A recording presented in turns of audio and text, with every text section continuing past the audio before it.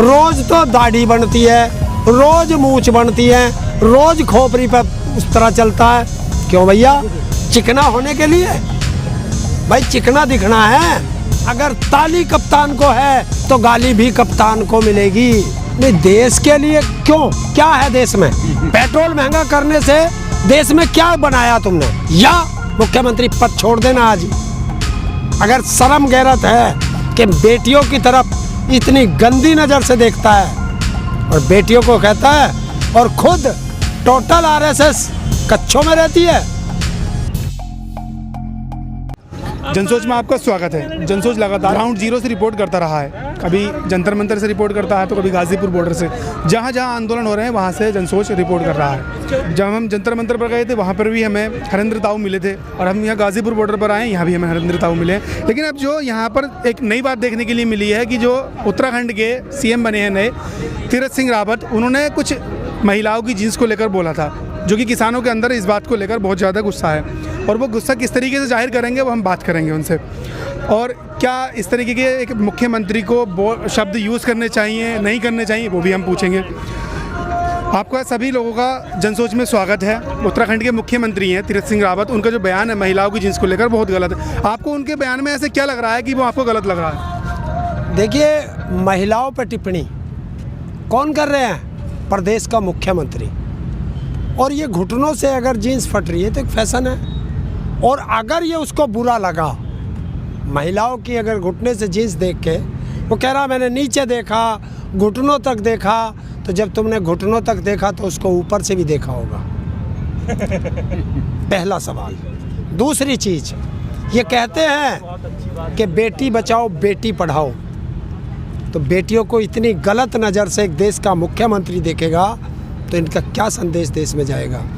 और यही बात वही जीन्स लाला रामदेव बनाता है।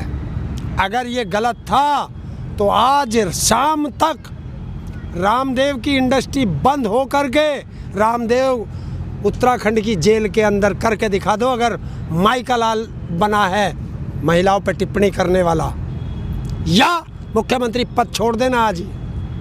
अगर शर्म गैरत है कि बेटियों की तरफ इतनी गंदी नज़र से देखता है और बेटियों को कहता है और खुद टोटल आरएसएस कच्छों में रहती है। ये रामदेव तो कच्छा भी नहीं पहनता। जितने योगी हैं सारे कच्छा नहीं पहनते, तो उनको किस नज़र से देखेगा? डूब के मर जाए ऐसा प्रदेश का मुख्यमंत्री। ताऊ, हम के देश के लिए पेट्रोल महंगा नहीं खरीद सकते? नहीं, देश के लिए क्यों? क्या है देश में? पेट्रोल महंगा करने से देश में क्या बनाया तुमने? बताओ क्या बनाया? देश के लिए खरीद ले, चाहे मेरी गर्दन कट जा। है? मैं एक चीज़ पूछना चाहता हूँ, यही मोदी जब 2000 में यहाँ 2000 कुछ सन 14 के बाद जब यहाँ चुनाव रैली कर रहा था दिल्ली में, इसने कहा था कि मोदी का नसीब पेट्रोल डाउन जाएगा। तो आज किसका बदनसीब कि पेट्रोल 100 के पार पहुंच गया। देखिए, मैं फिर कहता हूं, अगर ताली कप्तान को है तो गाली भी कप्तान को मिलेगी। ये है। और देश हित की बात कर रहे हो, कौन सा देश हित किया?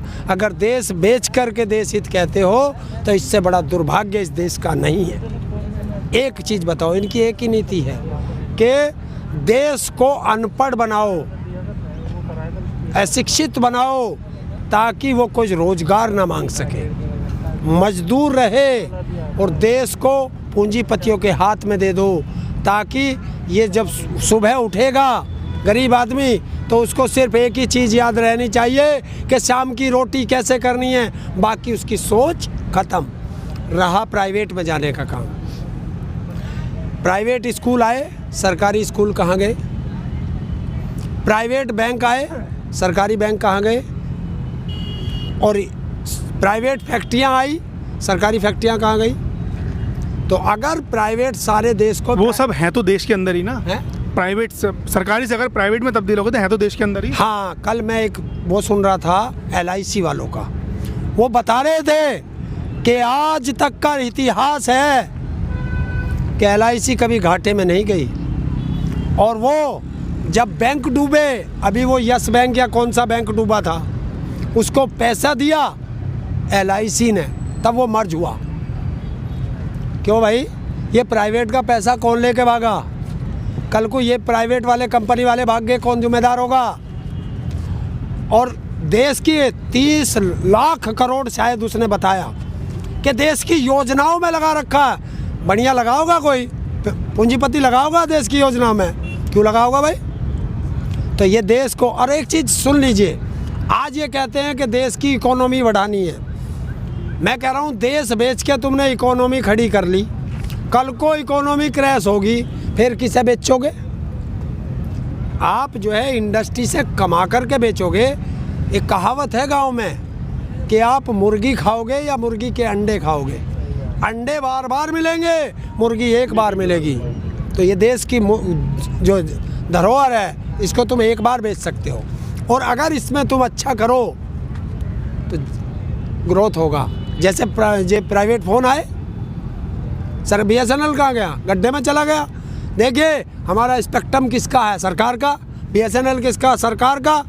BSNL को आज तक ये 2G से आगे नहीं ले पाए, और प्राइवेट वाले को स्पेक्ट्रम बेच के 5G पे जा रहे हैं। तो कौन नहीं चाहता? ये इन्होंने जब से ये आए हैं, इन्होंने ये कर दिया कि सरकारी कंपनियों को डुबो दो और उन्हें फिर बदनाम करके बेच दो। तो ये देश को अडानी अंबानी का गुलाम बनाना चाहते हैं। आपने जिक्र करा कि मुर्गी खाना पसंद करोगे, उसके अंडे, ठीक है। लेकिन अगर इसी तरीके से जैसे आप कह रहे हैं कि हर एक चीज़ बिक रही है, तो वो मुर्गी हो गई, मुर्गी मतलब जो बिक रही है वो ख़त्म हो रही है। लेकिन अगर देखें तो योगी जी का परिवार नहीं है, मोदी जी का परिवार नहीं है, कई ऐसे मुख्यमंत्री हैं उनका जिनका परिवार नहीं है, और वो अच्छी खासे पद पर बैठे, तो वो करेंगे किसके लिए? कर तो देश के लिए ही रहे हैं। देखिए अगर उनके परिवार नहीं है तो ये जो सड़क पे पड़े इनके तो परिवार है, इनके परिवार के क्यों फांसी लगा रहे भाई? और जब उनके परिवार उनके नहीं, कुछ नहीं, एक तो उत्तर प्रदेश का मुख्यमंत्री है योगी, है भाई। अगर सत्ता का भोगी करना तो फिर योगी क्यों बने? बताओ, योगी का काम क्या? मठ में जाओ, पूजा करो, पूजा पाठ करो, सांसारिक सुखों को त्याग करके ही तो बाबा बनते हैं। इन्होंने कौन सा सांसारिक सुख त्याग रखा? बताओ कौन सा त्याग रखा? रोज तो दाढ़ी बनती है, रोज मूछ बनती है, रोज खोपड़ी पे उस तरह चलता है। क्यों भैया? चिकना होने के लिए भाई, चिकना दिखना है, जनता का बेवकूफ़ बनाने के लिए। क्या करना है? सांसारिक। क्या है सांसारिक? एक तो ये ढोंग कर रहा, 1 लाख का सूट पहनेगा, रोज दाढ़ी बना ले, ठीक। एक तो सांझ को चिलम में दम मार के कुछ भी लिख दे, ठीक। एक सांझ को पौवा मार के लिख दे, तो बता इनका क्या करोगे? एक बात बताओ, किसान बिल आया, अभी को बीजेपी वाले ही कह रहे कि भाई मोदी ने ये बिल पढ़ा नहीं, मोदी को अगर समझाया जाए तो वो बिल वापस ले लेगा। तो फिर मोदी ने कैसे वहाँ खड़े होकर कह दिया कि गंगा की तरह पवित्र है, और उसके जो चमचे हैं मंत्री, वो कह रहे हैं कि इसमें जो चाहो संशोधन कर देंगे, ठीक। तो भाई हम पहले से ही कहते कि भैया ये तो अंडादानी के घर में बना, और इनने तो सांझ को पौवा मारा, और जब पौवा मार ले उसके आगे फाइल कर दी, उनने साइन मार दिए। वरना देश का कोई प्रधानमंत्री ऐसा नहीं होगा आज तक कि उसकी जनता सड़क पे पड़ी हो और उसके मुंह से शब्द ना निकले हों। 300 से ज़्यादा किसान शहीद हो गए हों। कुत्ता भी मरता है, ये तब भी ट्वीट करता है। तो इसने इंसानों को कुत्तों से भी बदतर मान लिया। इसी इंसानों ने इसे जिता के बनाया था। तो क्या ये भूल जाएगा? देश का किसान और जो किसान का अन्न खाता है वो इन बातों को नहीं भूलेगा।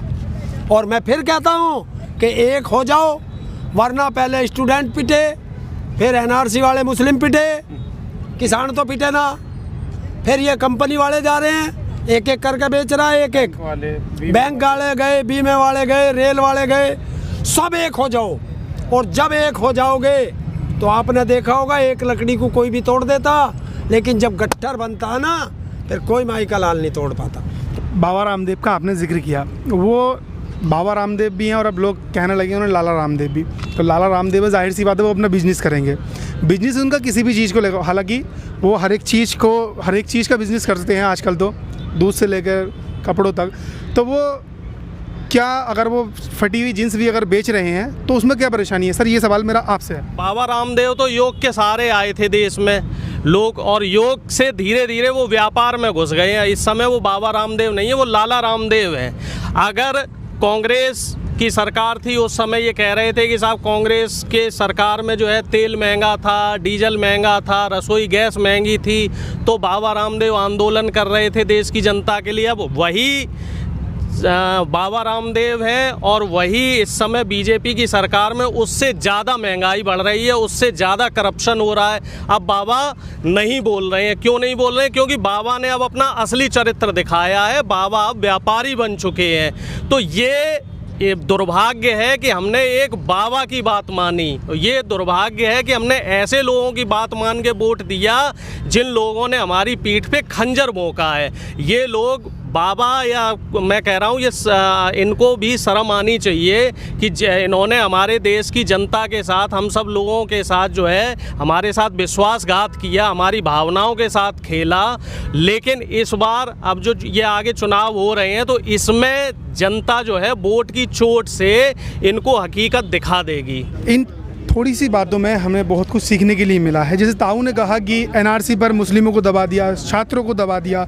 अगर किसान भी अगर यहाँ हार जाते हैं तो आने वाले टाइम में किसी की भी इतनी हिम्मत नहीं होगी कि वो मोदी सरकार या किसी भी सरकार के खिलाफ अपनी आवाज़ उठा सके।